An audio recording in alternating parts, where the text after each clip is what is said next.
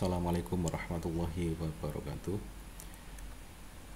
Kali ini kita akan mulai belajar mengenai aljabar bool ya. Kita akan mulai pengantarnya terlebih dahulu. Kenapa kita belajar ini? Karena teori aljabar bool ini dalam bidang informatika banyak sekali penggunaannya.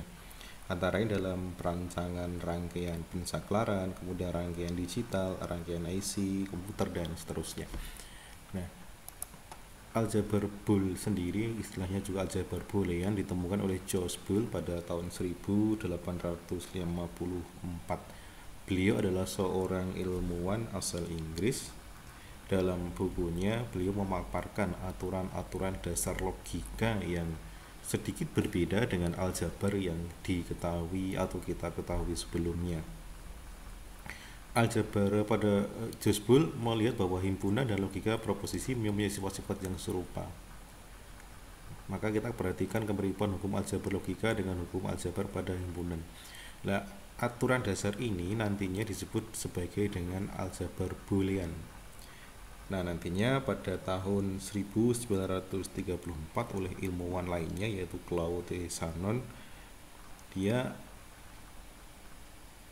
memperlihatkan penggunaan aljabar pada perancangan rangkaian sirkuit dengan masukan 01 nanti akhirnya.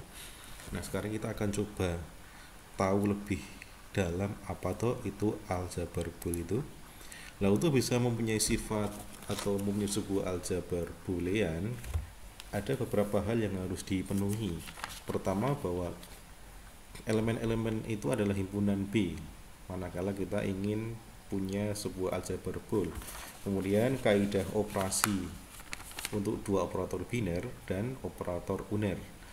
Kemudian himpunan B bersama-sama dengan dua operator tersebut memenuhi aksioma Huntington.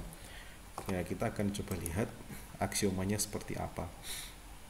Misalkan B adalah himpunan yang didefinisikan pada dua operator biner, dalam hal ini menggunakan simbol penjumlahan dan perkalian, dan sebuah operator uner yaitu tanda aksen, dan misalkan 0 dan 1 adalah dua elemen yang berbeda dari B, maka tupel dari B, penjumlahan, perkalian, kemudian aksen 0, 1 itu membentuk sebuah aljabar boolean. Jika A, B, dan C anggota B itu memenuhi beberapa aksioma berikut. Ada identitas, komutatif, distributif, dan komplemennya. Dan saya pikir ini tidak jauh berbeda dengan yang berlaku pada aljabar biasa. Mungkin pada distributifnya sedikit berbeda. A tambah 0 itu sama dengan A, kemudian A kali 1 sama dengan A, pada identitasnya begitu. Kemudian komutatif berlaku bolak-balik kira-kira ya, A tambah B sama dengan B tambah A kali B sama dengan B kali A. Pada distributif ada sesuatu yang sedikit berbeda dengan aljabar biasa nantinya. Kemudian pada komplemennya terdapat komplemen A aksen. Jika ada A anggota B yang berlaku A tambah A aksen itu sama dengan 1. Kemudian A kali A aksen adalah 0.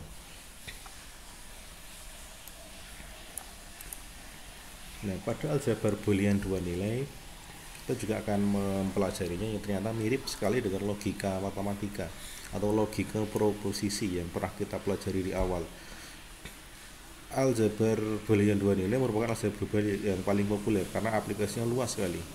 Pada aljabar ini, dua nilai ini, B isinya adalah 0, 1 dengan operasi biner, penjumlahan, perkalian, dan operator unernya adalah aksen. Operator biner berarti dia melibatkan dua bilangan, kalau uner mungkin hanya satu bilangan ya. Kemudian kaidah yang berlaku untuk operator biner dan uner berlaku sifat semacam ini. Pada tabel Anda bisa lihat A, B dengan komposisi 00, 01, 10 dan 11. A kali B 0 kali 0 jawabnya 0. Sama seperti kalau kita menggunakan logika dan ya, 0 dan 1 0, 1 dan 0, 0, 1 dan 1, 1 begitu. Kemudian pada logika atau disjungsi dengan komposisi A, B semacam ini, kita dapatkan A tambah B, ketika 0 tambah 0 itu 0, 0 tambah 1 itu 1, 1 tambah 0 itu 1, dan 1 tambah 1 itu 1. Kita bisa mengibaratkan 0 itu salah, kemudian 1 itu benar. Kemudian jika A 0, maka aksen 1, begitu pula sebaliknya. Jika keempat aksioma tersebut dipenuhi, maka dia merupakan aljabar boolean. Kemudian ada ekspresi bool, adalah dibentuk dari elemen-elemen P dan atau peubah-peubah yang dikombinasikan satu sama lain dengan operator penjumlahan, perkalian, atau penaksennya. Contohnya 0, 1, A, B, A tambah B, A kali B, A aksen, kali B plus C, dan seterusnya. Selama dia melibatkan operator biner dan uner yang berlaku pada himpunan B, maka dia dikatakan sebagai ekspresi boolean. Atau kita melihatnya adalah seperti bentuk aljabar ketika aljabar biasa.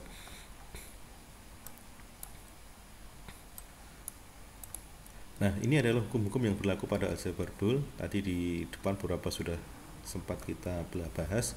Ada hukum identitas, ada hukum komplement. Nah, ini ada hukum involusi. A aksen aksen berarti sama dengan A. Komutatif tadi sudah ya, kemudian distributif juga sudah. Kemudian ini adalah 0 aksen itu 1 dan sebaliknya. Ada hukum idempoten, A tambah A itu A kali A itu juga A. Ada hukum dominansi. Ini nanti bisa Anda cari pembuktiannya. A kali 0 itu 0, A tambah 1 itu 1. Ya, terkesan agak beda dengan aljabar biasa. Ada hukum penyerapan juga, mungkin bisa Anda buktikan. A tambah AB sama dengan A kali A plus B sama dengan A. Pembuktiannya tentu menggunakan teori-teori yang sudah ada di depannya. Teori-teori pada aljabar bool, jangan menggunakan teori pada aljabar biasa. Juga ada hukum asosiatif dan hukum De Morgan. Yang hukum De Morgan mirip kalau kita mencari negasi dari konjungsi ataupun disjungsi ini pada logika proposisi. Nah, contoh misalkan untuk sembarang elemen A dan B aljabar boolean, maka kesamaan tersebut benar begitu. A tambah A aksen B itu sama dengan A tambah B. Kemudian soal berikutnya, A kali A aksen plus B sama dengan AB. Ya, kita akan lihat contoh nomor 1. Nomor 2 ini bisa Anda coba lihat sendiri. A tambah A aksen B.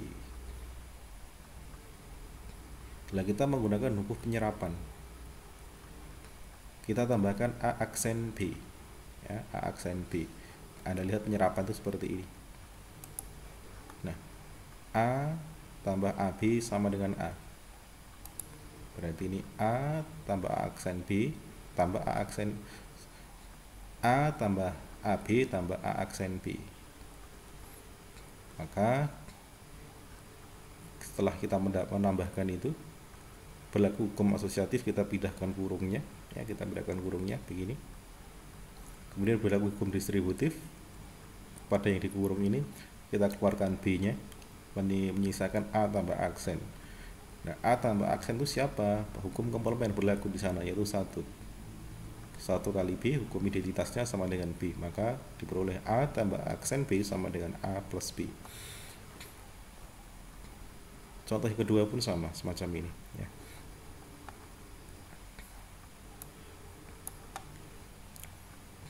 Kemudian ada fungsi boolean. Jadi adalah fungsi-fungsi yang melibatkan ekspresi bool tentunya.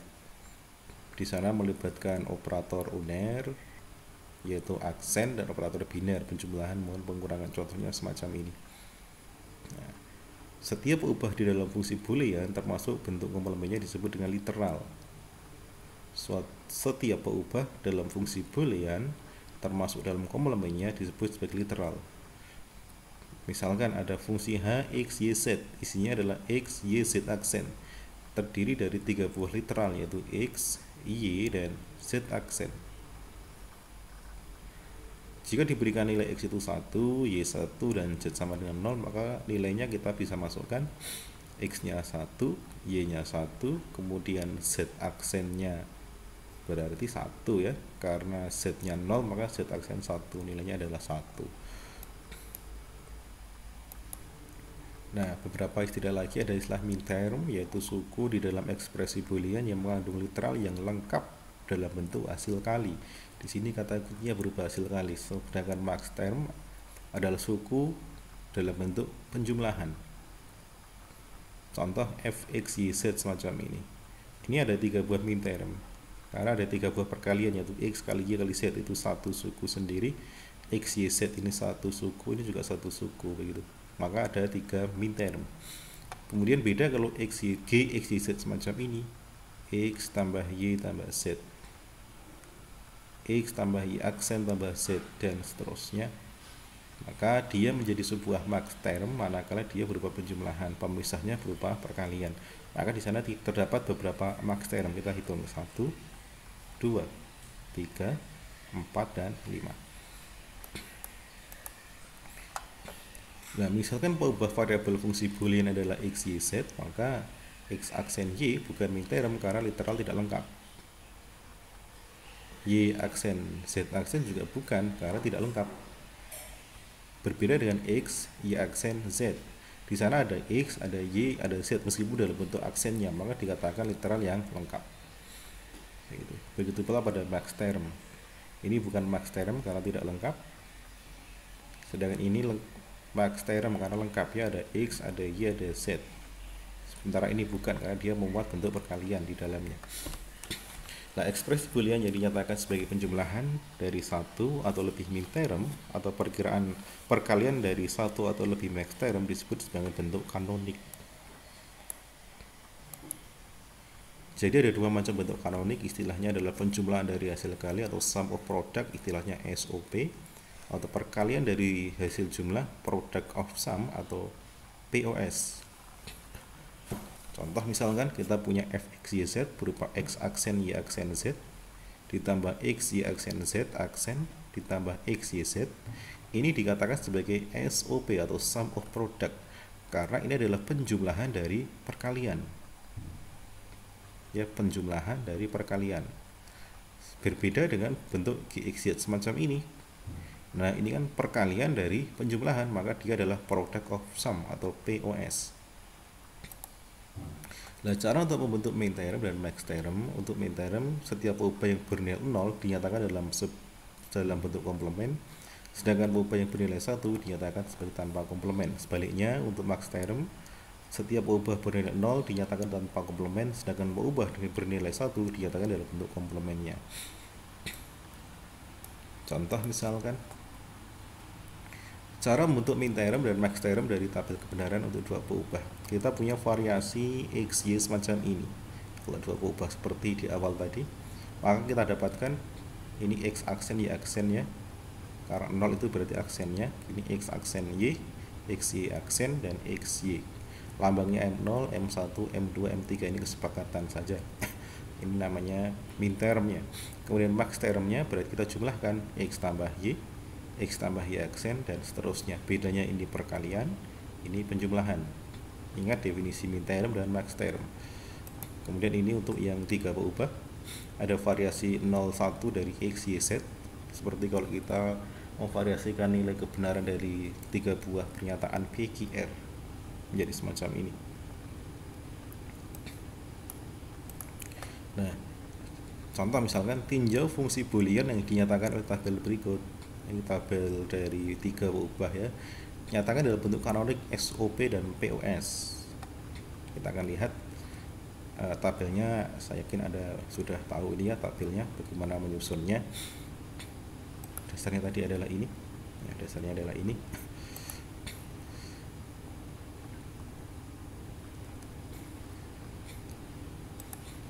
Untuk SOP sum of product berarti lihat lagi definisi apa SOP tadi. SOP adalah penjumlahan dari hasil perkalian. Kombinasi nilai peubah yang menghasilkan nilai sama dengan 1, 0, 0, 1, 1, 0, 0, dan 1, 1, 1 mestinya tidak tertulis di sini. Maka fungsi booleannya dalam bentuk kanonik SOP adalah semacam ini. X aksen, y aksen z 001, berarti ada kita cari yang nilainya adalah 1 ya, 0, 0, 1, kemudian 1, 0, 0, dan 1, 1, 1 Anda tuliskan di sana. Nah, maka kita mendapatkan min termnya adalah M1, M4, M7.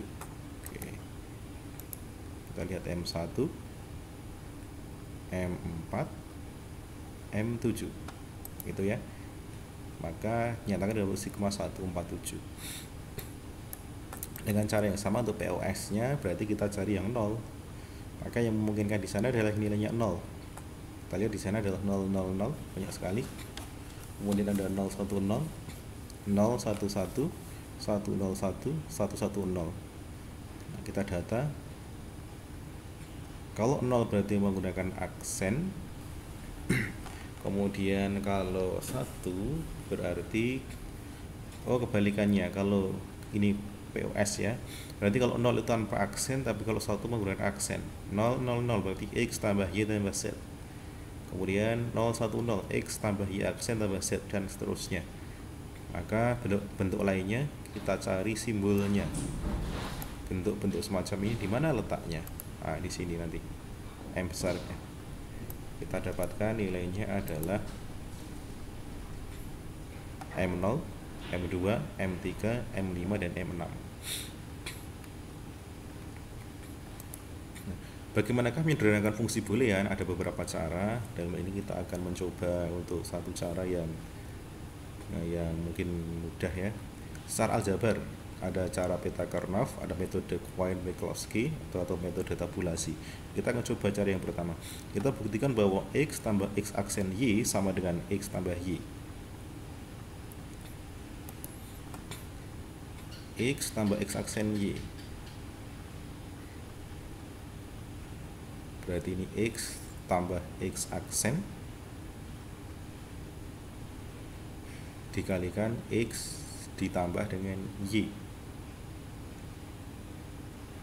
X tambah X aksen itu 1, identitas ya X tambah Y, berarti jawabannya adalah X tambah Y itu sendiri. Nah, contohnya begitu bagaimana kita membuktikan secara aljabar. Nah, nanti sebagai tugas Anda buktikan pernyataan ini. Nah, dengan cara semacam ini Anda bisa menggunakan sifat-sifat dari aljabar boolean di awal tadi untuk membuktikan sifat atau pernyataan semacam ini. Baik, saya kira itu untuk pengantar aljabar bool pada kali ini. Semoga ada manfaatnya. Tentu Anda perlu menambah referensi lain untuk bisa memahami materi ini, dengan harapan akan menambah wawasan dan logika Anda ketika belajar logika, belajar matematika dengan baik.